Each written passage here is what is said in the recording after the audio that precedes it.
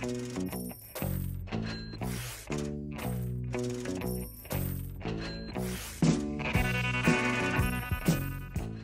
going on YouTube? Hayden back making another brand new Crypto TV episode. In today's episode, we will be looking at Litecoin, Bitcoin, Ethereum, as well as EOS to Bitcoin.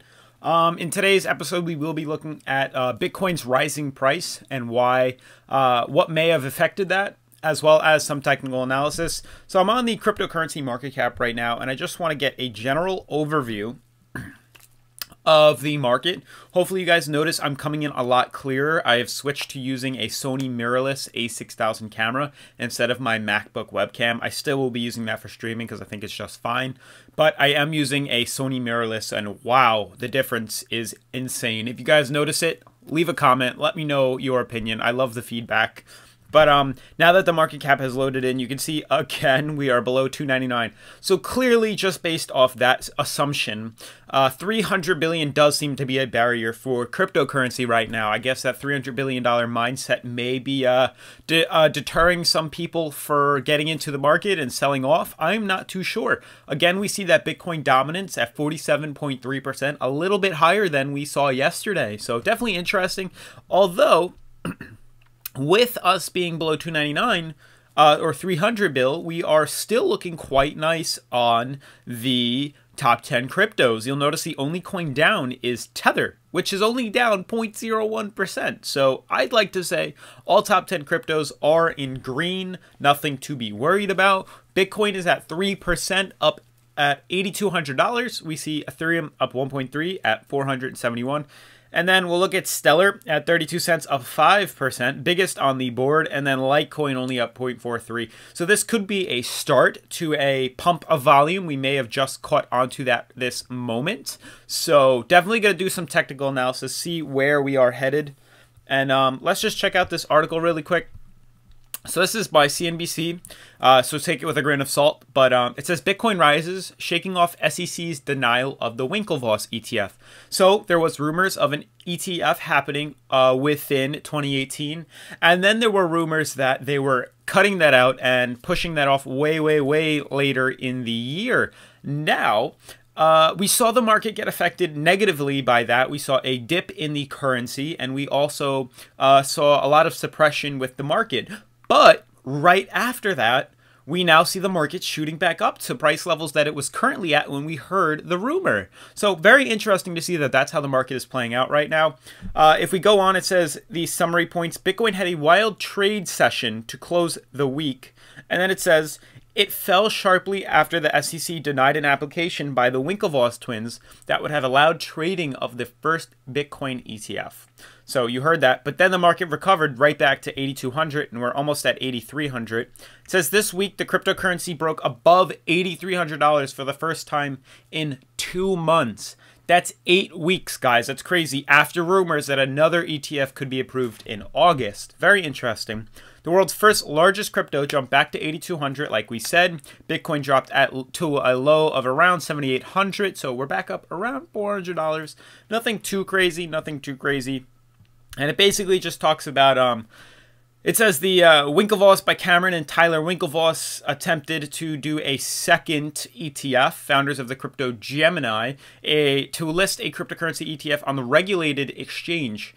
I really want to know how they're going to work that out. You know, let me know what your opinion is on that, how you think a decentralized, unregulated currency, or it's not even considered a currency really, but an investment, to then be listed on a regulated, circulated market. How do you think that would work? You think an unregulated coin going to a regulated exchange is a good move? Why do you think they're just using Bitcoin? I'd like to know these answers. Please do leave them in the comments. Let's have a conversation about it.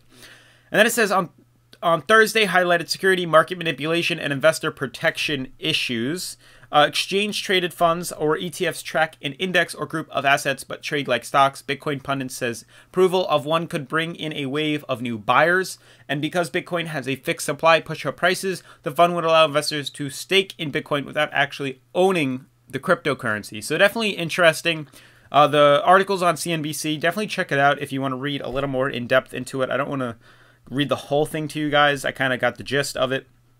Let's check over to Bitcoin now, see how exactly that is reacting. And just looking off this right off the bat, you guys can see we have this huge uptrend right here.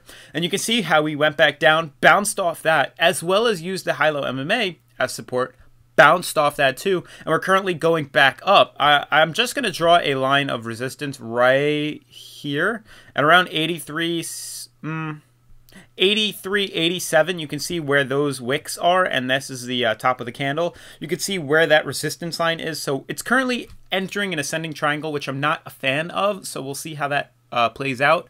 Nice to see that we are setting these higher lows, though. That is definitely an important tool for this crypto.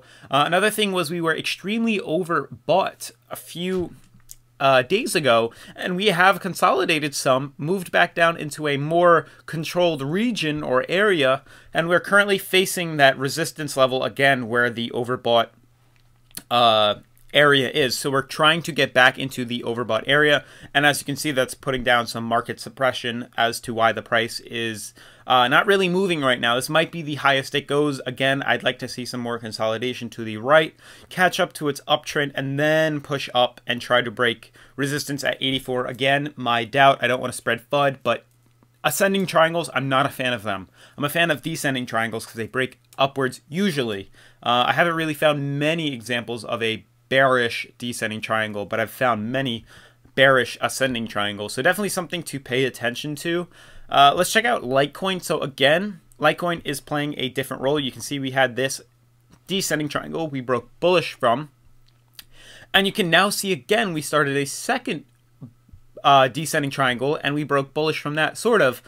Mainly, we broke bullish from retesting the bottom at $80. 80 seems to be this region, or 81 seems to be this region of heavy support for Litecoin. So it's holding this support very, very well. Hopefully, we don't go back and retest that, because if we do, we're probably going to break bearish and go below it, which I don't like to see. I'd like to see it hold support at that level at 81.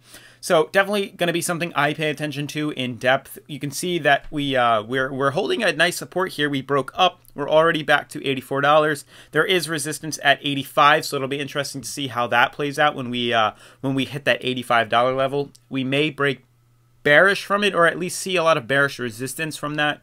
I don't know if we could just pop through it, but we definitely have the potential to do so due to the the RSI being very, very, very nice at 50. That's even, that's neutral. There's a lot of potential now for it to break bullish from it, and you can see where that second descending triangle is. So it's definitely something to pay attention to. I do think the currency is trying to go back up to its high-low MMA. It will go up to its high-low MMA. It's just a matter of time before it does. I'd like to see the price probably at around 114 for it to be even, but it will definitely retest 108, 107 very, very, very soon. Otherwise, let's check out Ethereum really quickly.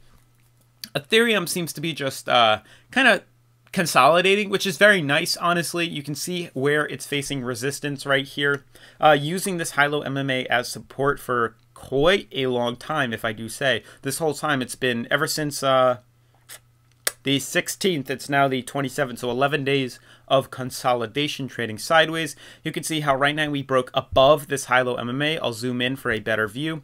We broke above that, which is very, very, very nice to see. And you saw we were facing some resistance here in the past, but there may be a support somewhere in here. Like if I would just draw one on, I would say right at this level, right there at 460, there seems to be some small support. And if I just zoom out, you can see where that is. So definitely some area of support right there. You can see we're breaking up again. So we may come back up to retest that $500 level. Definitely very soon. We're again using this high-low MMA as support. Finally, starting to set higher lows again. You can see 1, 2, and 3. So we're definitely headed up to a nicer area. You can see again, I'm just going to draw a resistance, which I just noticed at around 480, huge resistance right here. So we're definitely going to see how that plays a role in the price. Major support at 460. So it's got around $20 to play around with. So if you do plan on investing, it's an okay time to right now, personally, from my opinion on it. Definitely would check out. It's not a 100% buy yet. For sure, I'd say wait a little bit longer just to see. It's not something that's guaranteed profits. We don't know where this market is headed for Ethereum. So definitely hold back and relax before putting money money or more money into Ethereum, I'd say hold your position if you have. So I know in the past, for those who have been subscribed to the channel for quite some time, we talked about EOS. We talked about the massive skyrocket in price that EOS had. And I told you, and I could go back to the video, that EOS was going to fall very soon. I said it, and I'll say it again. You can see we have this descending triangle right here. As it breaks bullish from that, it skyrockets up in price. We have another support here. I'm just going to draw in. I'm going to draw some supports. One there. You can see we have, I guess it's finding, it's tough to say that that's a support, but definitely one there, and then one right there. Okay, so you can see how we broke bullish from that. And as you see on the RSI, for those of you who don't know, we entered in overbought territory. A massive leap all the way up to, not even on here, like 90 on the RSI, the relative strength index, which is extremely overbought. And that is literally a signal. If you happen to be holding on to EOS, sell it all or sell majority of it, because if you have not taken profits, it's going down, and it's going down very soon. And as you can see, it plummeted in price right after. It found a support right here, and then it shot back up. But you can see the resistance being held at the top right here. And again, it added in another downtrend. We are starting another downtrend right here. So it'll be very interesting to see what happens with this coin right now. But you can see that on the RSI, we have finally bottomed out after a major bull run. And now it is coming back down. It has a resistance level. If we can't hold this, we will fall lower down to this support level. But honestly, we're pretty much bottomed out on the RSI, so I don't think we can go much lower. I do think it needs to break this downtrend before we see any price movement upwards. But if it does break through that, it will go back up to its high-low MMA very soon. So that's going to wrap up the video for today, guys. If you're new to the channel, make sure to smash that subscribe button, and I will see you guys on the live stream. Peace.